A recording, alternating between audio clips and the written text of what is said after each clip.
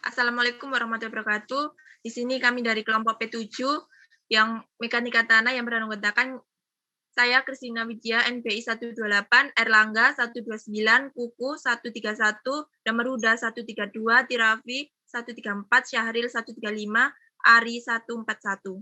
Next. Baik, di sini ada pengertian untuk mekanika tanah, yaitu bagian dari geometrik yang merupakan salah satu cabang dari ilmu teknik sipil dalam bahasa Inggris mekanika tanah yang berarti soil mechanics. Istilah mekanika tanah diberikan oleh Kurt von Steix pada tahun 1925. Next.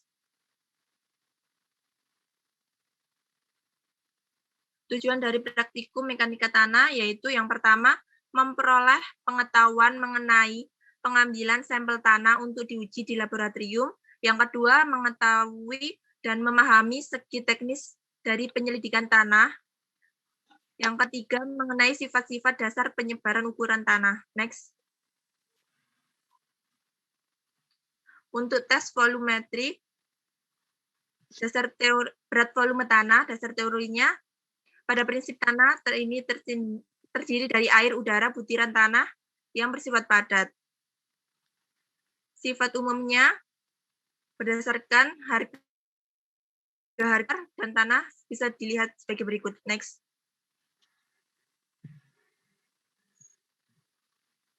Harga 2 dari gamma WGS dapat ditentukan secara langsung di laboratorium, sedangkan parameter-parameter yang lain dapat dihitung secara analisis. Rumus-rumus yang dapat dipergunakan untuk menghitung parameter-parameter tersebut adalah sebagai berikut. Next. Alat dan bahan. 1 gelas kaca ukuran 5,5 sampai 6,5 cm, tinggi 3 sampai 4 cm, 2 kaca datar, 3 paku, mangkok, peleburan, air raksa, pisau, timbangan, ketelitian 0,10 gram, cawan. Next.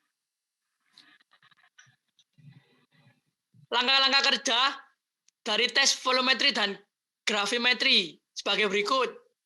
Ada 8 yang tertera di sini. Next.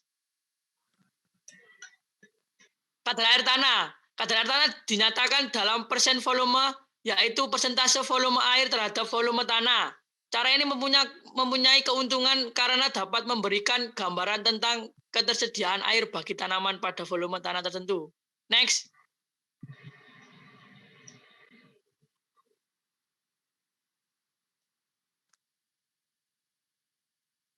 Selanjutnya adalah tujuan.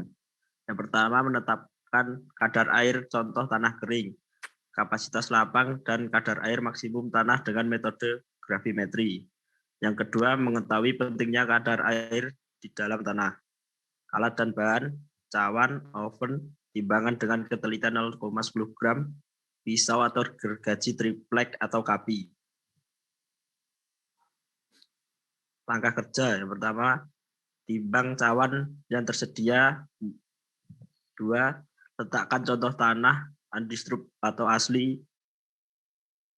Masukkan cawan plus tanah pada langkah nomor 3. Untuk perhitungannya tertera sebagai berikut.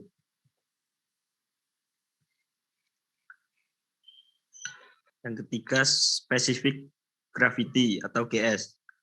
Berat jenis tanah adalah perhitungan antara butiran pasir dan berat air pada sulingan pada volume tanah yang sama dengan suhu tertentu.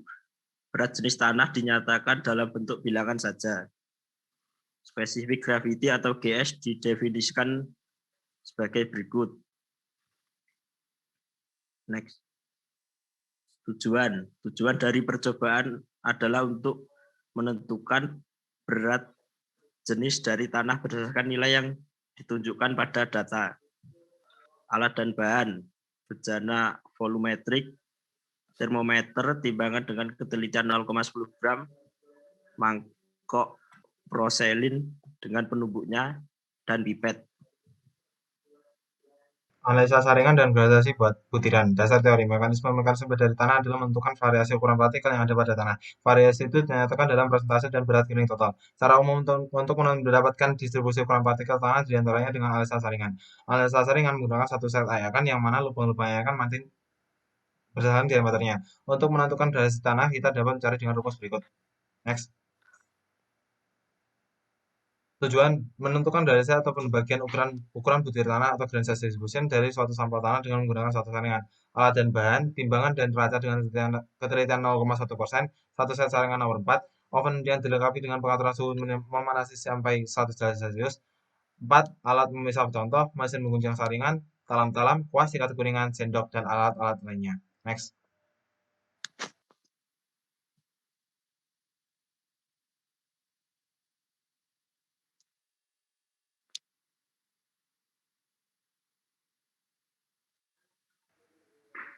Batas cair atau liquid limit. Dasar teori batas cair liquid limit didefinisikan sebagai kadar air tanah pada batas antara keadaan cair dan keadaan plastis, yaitu batas atas dari daerah plastis. Batas cair biasanya ditentukan dari pengujian Casagrande pada tahun 1948. Gambar skematis dari alat pengukur batas cair dapat dilihat pada gambar samping. Next.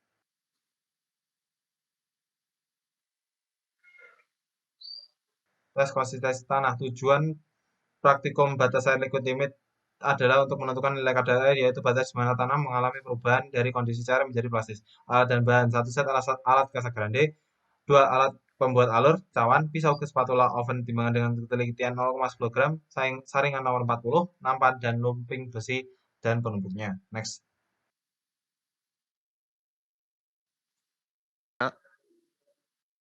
Dua, batas plastis atau plastis limit. Dasar teori batas plastis atau PL didefinisikan sebagai kadar air pada kedudukan dan semi padat, di mana tanah apabila digulung sampai dengan 1/8 inci atau 3,2 mm menjadi retak-retak.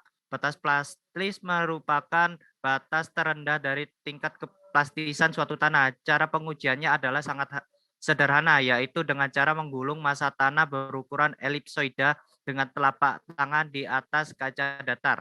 Tujuan dari kegiatan praktikum ini ialah untuk menentukan nilai batas plastis atau plastis limit dari suatu sampel.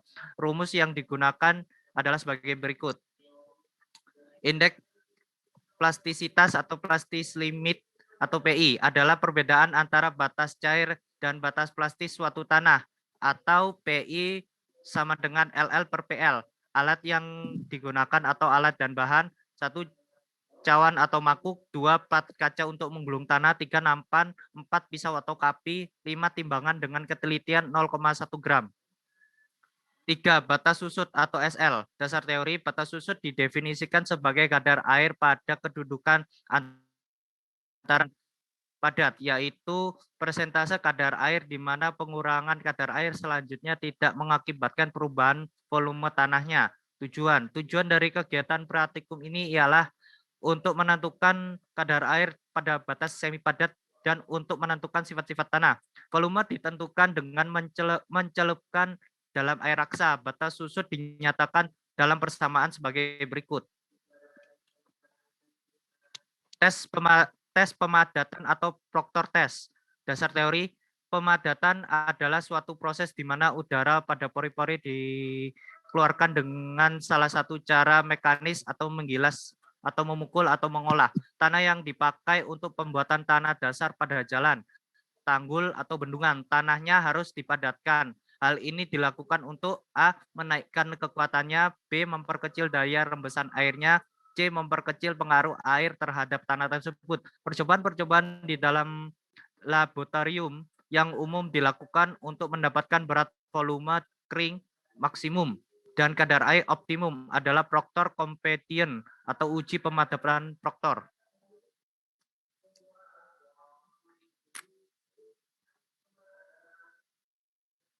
Tes pemadatan atau Proctor test. Tujuan untuk menentukan kadar air optimum. Alat dan bahan: cetakan besi berbentuk silinder, 2 penumbuk dengan berat dan tinggi jatuh, 3 timbangan dengan ketelitian 1 gram, kapasitas 20 kg, 4 timbangan dengan ketelitian 0,10 gram, 6 jek dongkrak, 7 penggaris besi, 8 ayakan nomor 4, 9 cawan, 10 oven, 11 gelas ukur. Rumusnya adalah sebagai berikut. Next.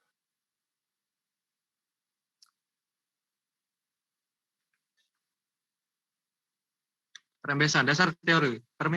Permeabilitas didefinisikan sebagai sifat bahan berpori yang kemungkinan aliran rembesan dari cairan yang berupa air atau minyak mengalir lewat rongga porinya. Ada 4 macam cara pengujian untuk menentukan koefisien permeabilitas di laboratorium, yaitu pengujian tinggi terhadap tetap, pengujian tinggi energi turun, penentuan secara tidak langsung dari pengujian kapiler horizontal. Next. Tujuan. Dapat menentukan perkiraan jumlah rembesan dalam tanah. Alat yang digunakan silinder constant head, 2 gelas ukur, 3 termometer, 4 stopwatch, 5 timbangan, 6 tiknometer, 7 cawan, 8 gelas bulat, 9 penggaris. Rumus yang digunakan adalah sebagai berikut. Next. Tes konsolidasi. Alat dan bahan. 1 set alat konsolidasi, 2 alat untuk memotong sampel, 3 kapi, 4 timbangan dengan ketelitian 0 stopwatch, 5 cawan, 7 oven, 8 piknometer, 9 termometer. Next.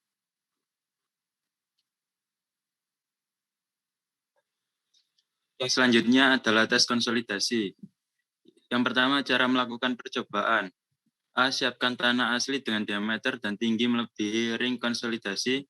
B. Siapkan ring konsolidasi, selanjutnya tentukan diameter tinggi dan beratnya, selanjutnya olesi vaselin atau minyak pelumas di bagian dalamnya. Selanjutnya bisa dilihat di slide berikut. Next. Yang selanjutnya yaitu cara melakukan percobaan.